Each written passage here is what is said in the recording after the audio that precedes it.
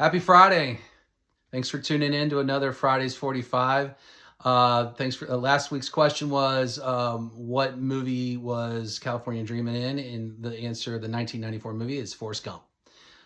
Today we're going to take it back to 1955. Today, 69 years ago, on this day, a little group called the Famous Flames, led by James Brown, recorded their first song on a radio station in Macon, Georgia.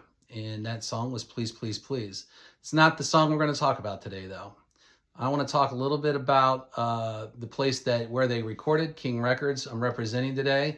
Thanks, Beth, for getting me this shirt a few years back. And it kind of represents the city of Cincinnati because that's where King Records originated.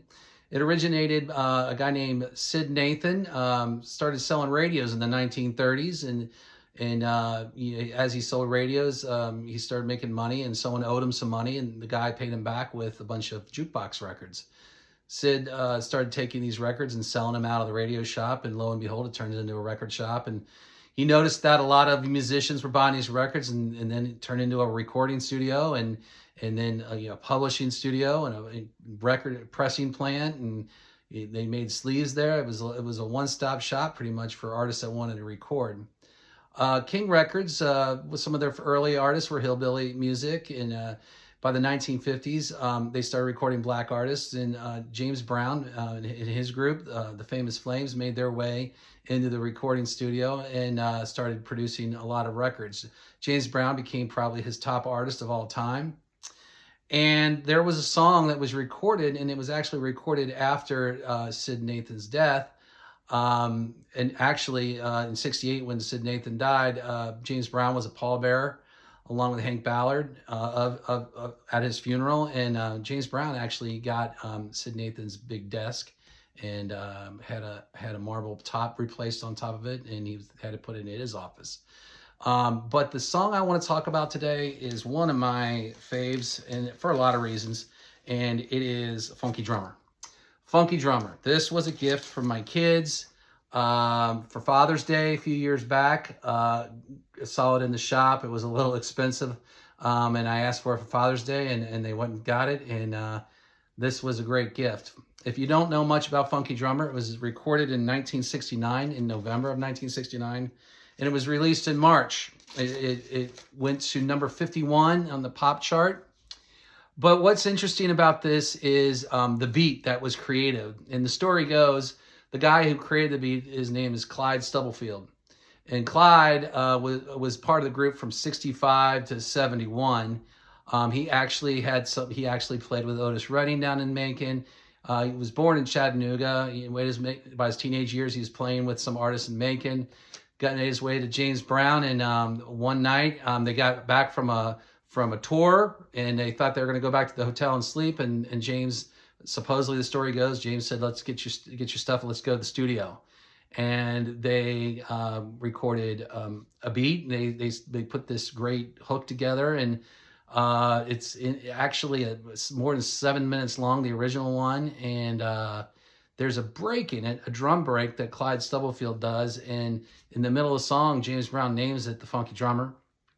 And of course, he uses the phrase throughout the song. If you ever heard it before, which you have, I guarantee you, because this drum break that Clyde does has been sampled over 1,700 times. Some of the groups that did it, Public Enemy did it with Bring the Noise, Fight the Power, LL Cool J, Mama Said Knock You Out. Even groups like Sinead O'Connor did it. George Michael used it in Freedom 90. Not the Freedom with Wham, but the Freedom 90. And then Ed Sheeran also did it with the Shirt Sleeve song. So, I mean, all these artists are taking this drum beat from Clyde Stubblefield. You'd think this guy would get some money. He didn't get a dime. He was a hired hand. This is all under James Brown's name. This sample was. And Clyde Stubblefield didn't see a dime. He lived in Wisconsin in his older years. From what I understand, a great guy in the community to want to teach anyone about drumming. And apparently, from what I understand, he was sick towards his later years.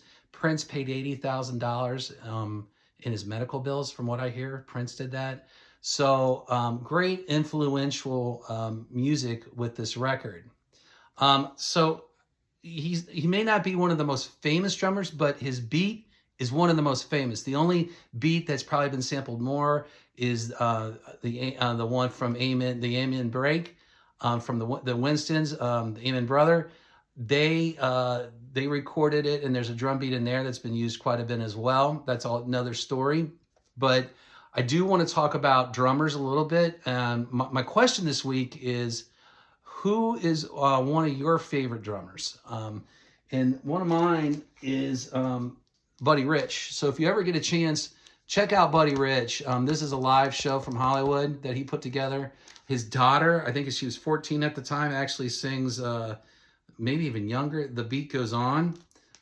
Great version of it. He goes off at the end. You need to check it out. So a great version of The Beat Goes On Buddy Rich. He's one of my faves. But I wouldn't say he's the best, but he's one of my faves I like to listen to. One thing I do want to bring up at the before I go is James Brown in '86 released this LP with the full version of Funky Drummer on it, and he actually did a mix of it where he sampled it and replayed it. It's also on this album. This is a great funky album. If you ever get a chance to listen to it, I would take some time and listen to the whole album because everything on this is solid. So that's a little bit of what I want to talk about. I just want to know who's some of your favorite drummers you like to listen to. Why? What's their favorite song that you just love, that beat, that hook that they have in there? And I hope you have a great Friday. Have a great weekend, and welcome to November. And I'll see you on the flip side.